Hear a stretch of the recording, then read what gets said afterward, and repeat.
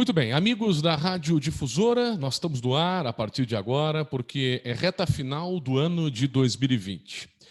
E nesse ano de 2020, que desafio, que ano desafiador, principalmente em razão de uma pandemia que assolou o mundo, que assolou a todos nós. E agora, nesse término de ano, nós queremos refletir, nós queremos avaliar o que aprendemos, o que superamos, porque a vida continua, temos um 2021 pela frente. Participa conosco desta entrevista especial professor Everaldo Sescon, diretor da área do conhecimento de humanidades, licenciado em filosofia e teologia, teólogo, né, com mestrado e doutorado na área, da Universidade de Caxias do Sul, da UX, gentilmente aceita o nosso convite. Pois é, foi o ano em que muitos profissionais que lidam com a parte emocional, com a parte de comportamento, né, tiveram notoriedade, até com o sentido de estender a mão para quem precisou. Qual a primeira reflexão que nós fazemos chegando nesse momento de final de ano? Professor, obrigado aí pela sua participação na Rádio Difusora. Seja bem-vindo. Obrigado, Felipe. Um prazer estar com vocês. Minha saudação a ti, a todos os que acompanham a Rádio Difusora, esse importante canal de comunicação, de atualização das informações e de reflexão, né? Minha primeira contribuição seria no sentido de pensarmos que o ano de 2020, chegando ao final, nos pede para fazermos uma retrospectiva. E a impressão que a gente tem é de que é um ano em que aconteceu unicamente uma coisa, né? Uma pandemia. Mas, na verdade, não é isso. Se nós pararmos para pensar, de fato, como você sinaliza, o ano pode ser avaliado sob diferentes perspectivas. Uma delas, certamente, é essa questão comportamental, né? O fato de nós termos lá em março, nos recolhido para os nossos próprios espaços íntimos, familiares, com a restrição da circulação, com o chamado distanciamento social, fez com que a gente tivesse, em primeiro lugar, de se encontrar consigo mesmo, né? Eu acho que a sociedade pós-moderna que a gente vive é caracterizada essencialmente pela rapidez, pela fluência, da circulação de pessoas, de informações, de mercadorias, dentro daquilo que a gente costuma chamar de globalização.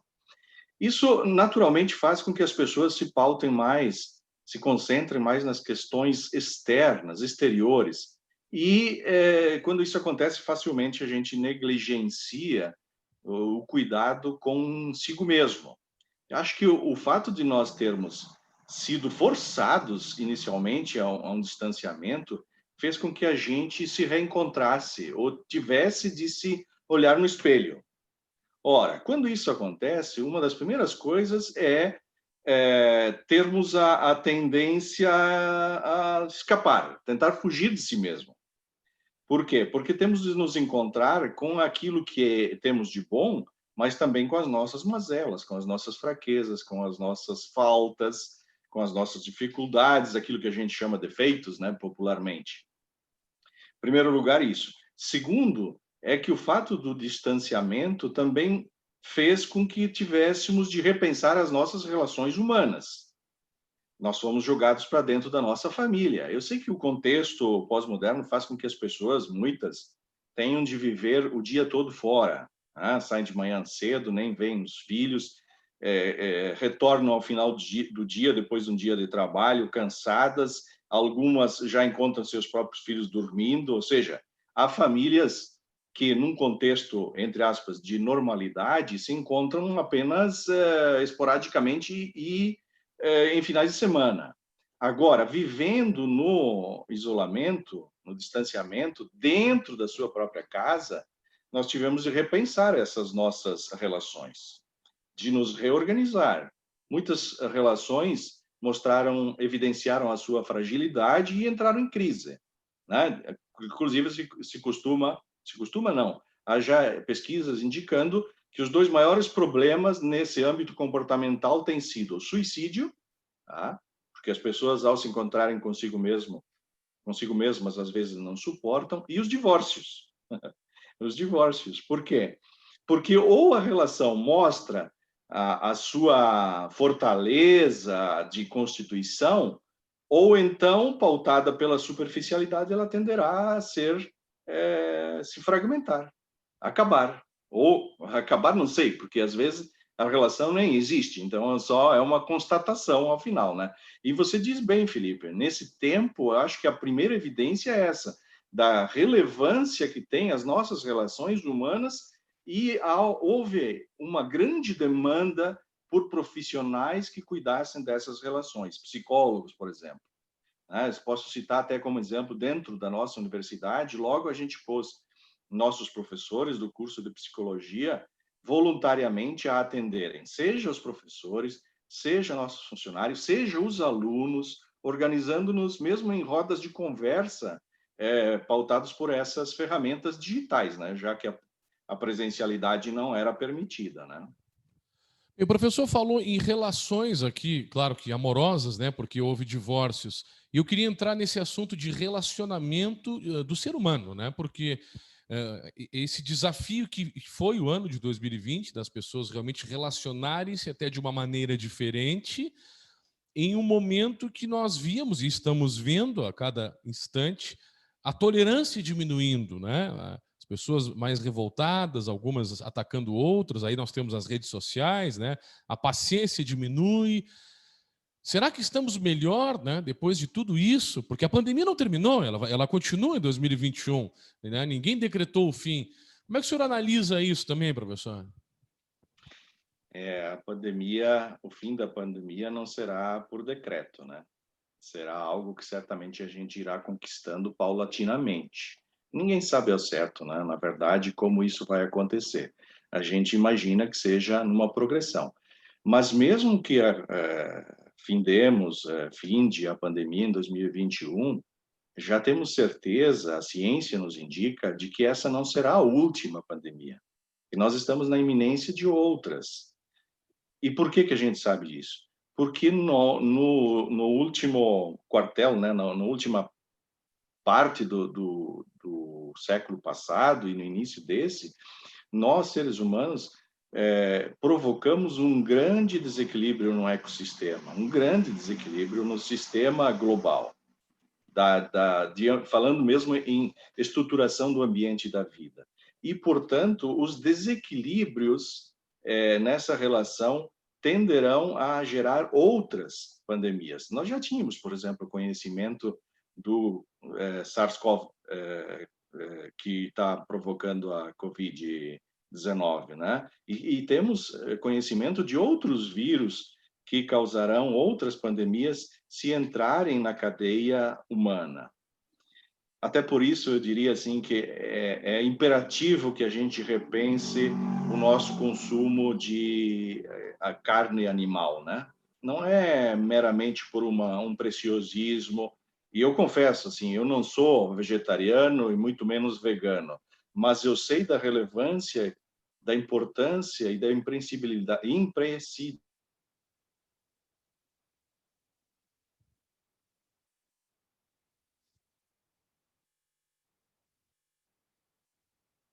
uma aldeia, né? Se costuma dizer, traçados aqui pela estrutura, pela rede de comunicação, pela rede de comércio, pela rede de transporte que faz com que as pessoas circulem constantemente. Isso faz com que um vírus local ganhe uma dimensão globalizada em pouco tempo, como a gente viu no início desse ano, né? Então, isso faz com que a gente perca qualquer controle sobre sobre um eventual vírus que entra na nossa cadeia, né? Então, já sabemos que teremos na iminência, o próximos anos, não sabemos precisar quando, outras pandemias. A gente tem que estar preparado para isso. O que aconteceu, sobretudo, também tem nos evidenciado o quanto a nossa sistematização de conhecimento é frágil, né? Nós vivemos aí um século inteiro, século XX, né? Imbuídos de poder. Estou falando enquanto gênero humano, né? cheios de conquistas, nós fomos à Lua, nós criamos coisas inimagináveis, só falta o teletransporte, né? Eu costumo dizer, porque nós já e a possibilidade de viajar no tempo, porque nós estamos criando tudo, inovando tecnologicamente, possibilidades de comunicação, mas isso ao mesmo tempo revela toda a nossa fragilidade. Daí as tendências, por exemplo, no início da pandemia, ao negacionismo, dizer, não é verdade, é uma coisa criada pela China, em laboratórios, isso é negacionismo científico, né? Daí todo o retorno com força do nosso medo da finitude, porque nós nos confrontamos em pouco tempo com a perda de entes queridos, com a possibilidade de nós mesmos morrermos. Eu lembro que um amigo muito íntimo me disse assim, meu Deus, eu nunca imaginei, Everaldo, que a humanidade pudesse ser dizimada rapidamente com um serzinho tão pequeno, que nem ser vivo é, né? É uma estrutura molecular, né? Nem chega a ser um ser vivo o vírus, porque ele não tem existência fora de um outro organismo vivo, né? Não sobrevive por si mesmo.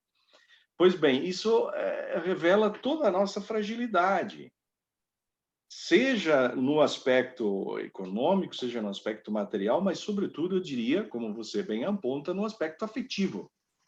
No aspecto afetivo.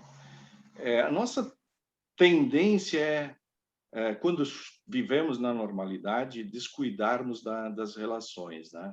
Que é aquilo que é mais essencial para a vida de um ser humano. Nós somos seres de relação.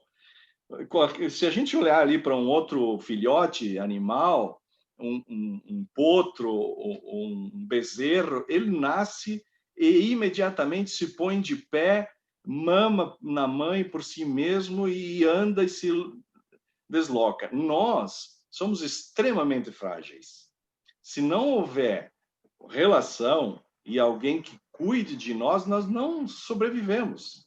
Nós não persistimos. Nesse sentido, nós somos a espécie mais frágil, porque a gente precisa de cuidado do início ao fim da vida, especialmente nesses extremos, né, no nascimento e na morte, mas também no decorrer da vida. Se não tivermos relações, a gente não sobrevive. Bem, estamos falando da área de humanas, né, professor?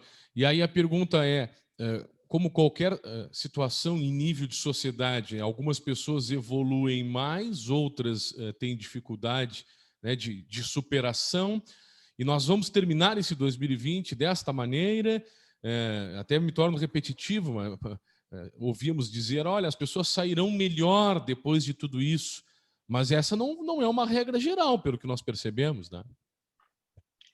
Eu acho que nenhuma regra se aplica a todos, né? Eu creio que nós colheremos boas aprendizagens e significativas aprendizagens nesse 2020, nesse novo contexto. Nós certamente aprendemos a valorizar aquilo que de fato é essencial na vida. Mas esse é um aprendizado que tem que ser contínuo. Não é algo que nós, uma vez aprendido, guardemos pelo resto da vida. Isso tem que ser constante, né? Por isso que as pessoas, na iminência ou diante de situações de sofrimento, ou de morte, ou de mal, como é uma pandemia, ou como é uma guerra, ou como é uma calamidade, resgatam imediatamente os valores que normalmente estão vinculados à espiritualidade e à ética. Tá? Mas isso não é uma constante. Isso é característica do humano, mas se evidencia com maior força nos momentos de dificuldade. Então, à medida em que a pandemia vai ficando para trás, a gente relaxa nessas questões. Haja visto agora, por exemplo, quando claramente, né, estamos numa segunda onda pandêmica nas nossas regiões, né, especialmente no sul do Brasil, mas em outros locais do mundo, e isso persiste por algum tempo, né? A pandemia não acabou, o vírus não está superado, ele está aí, a vacina está vindo, está chegando, etc., mas isso não decreta o fim da pandemia. Então, nós continuamos vivendo numa situação de extrema dificuldade sanitária, mas também econômica. Tá? O secretário-geral das Nações Unidas se manifestou dizendo que 2021 será um ano em que nós enfrentaremos a maior crise humanitária vivida depois da Segunda Guerra Mundial. Veja bem, isso indica que, mesmo com a cessação da dificuldade sanitária imposta pelo vírus, nós teremos dificuldades econômicas e sociais muito grandes a serem enfrentadas. Isso pede para que nós, individualmente e também como sociedade, mantenhamos fortes esses valores do humano,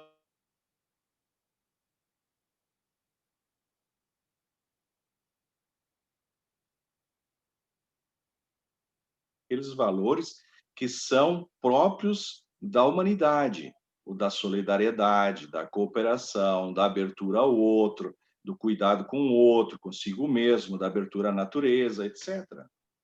Então, nós temos que... Isso é um aprendizado contínuo, né? Para retomar a tua pergunta.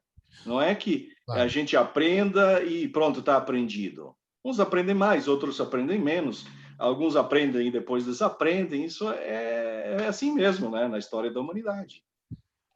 Eu ia lhe perguntar sobre a solidariedade, né? Puxar esse gancho, né? O professor faz a referência de que essa crise humanitária vai estar presente em 2021, pois em 2020 nós vimos aí muitos atos de solidariedade.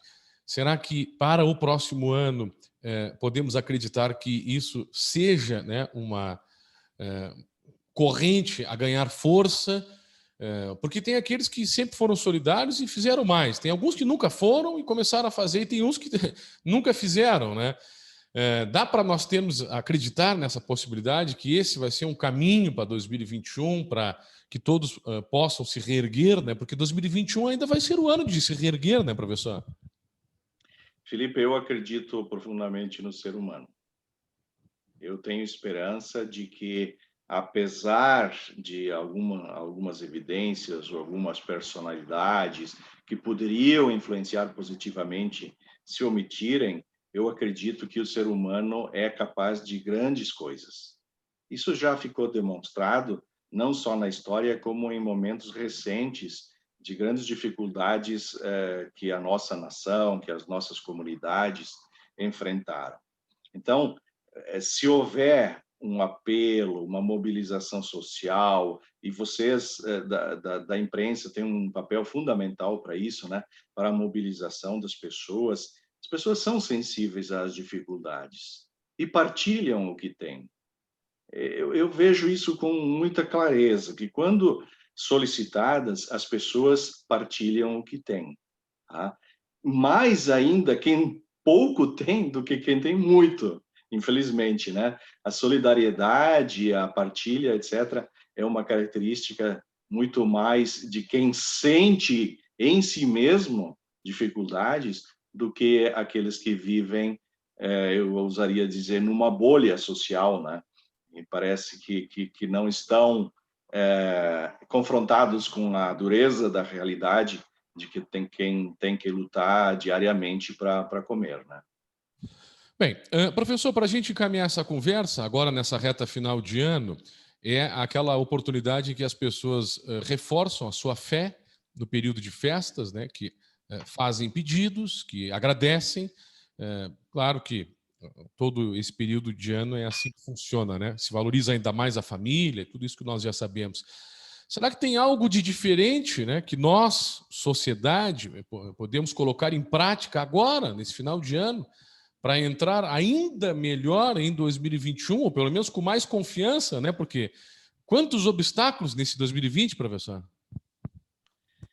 Muitos obstáculos, né? Acho que a gente superou muitos obstáculos, né? Nós aprendemos quase que instantaneamente, num estalar de dedos, de que é possível e foi possível nos reorganizarmos, mantermos as nossas relações via digital, né? Mantermos o nosso trabalho, teletrabalho. É verdade que nem todos puderam, nem todos podem, né? Mas muito nós aprendemos a fazer mediados pelas tecnologias, né? Ainda bem que temos a internet, né? Ela propiciou o encontro, inclusive, entre familiares, né? que foram duramente afetados. Vamos pensar nos nossos avós, né, que de um momento para o outro tiveram que se distanciar dos seus familiares, dos seus netos queridos, etc. Eu, fazendo o balanço, né, de 2020, diria que se olharmos com cautela, com cuidado para esse ano, nós veremos que tivemos um grande aprendizado. Acho que enquanto indivíduos e enquanto humanidade, a gente amadureceu muito, né? Podem as nossas crianças, os nossos jovens, terem perdido alguma coisa, aparentemente, nos seus estudos. Mas isso é só uma perda aparente, porque aquilo que nós aprendemos em termos de amadurecimento humano, isso vai ser um legado para o restante da vida dos nossos jovens e de todos nós, de todos nós. Isso certamente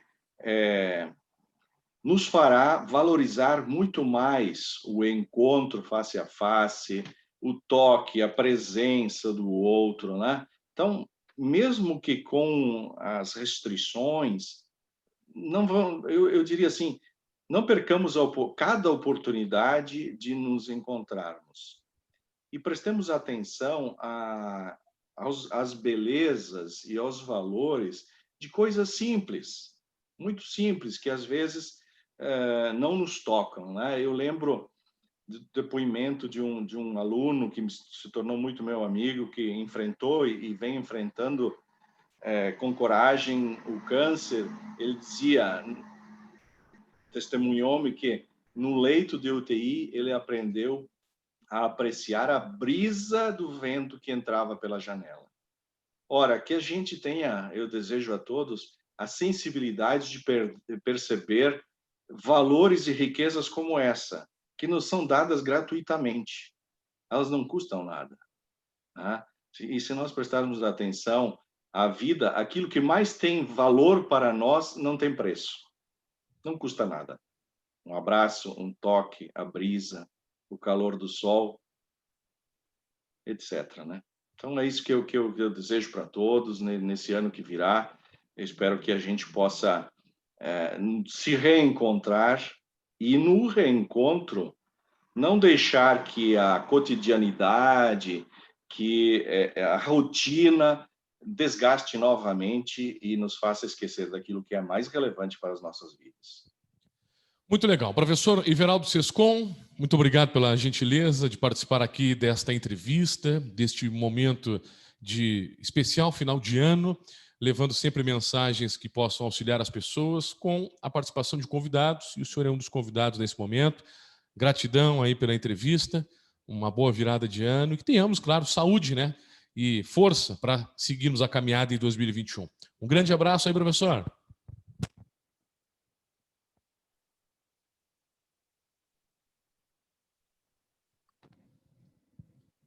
Voltamos. Um abraço, professor. Tudo de bom. Obrigado. Ok, obrigado. Eu perdi o finalzinho da sua fala porque ficou bloqueado. Eu ia só me despedir e agradecer. Houve uma pequena queda, mas é a gratidão aí pela sua disponibilidade, Tá. né, de falar conosco. E um bom 2021, professor. Ok, obrigado, Felipe. Estou à disposição aí também para outros momentos, se precisar e a gente puder ajudar. Estamos aí, tá bom? Bom trabalho para ti. Um abraço.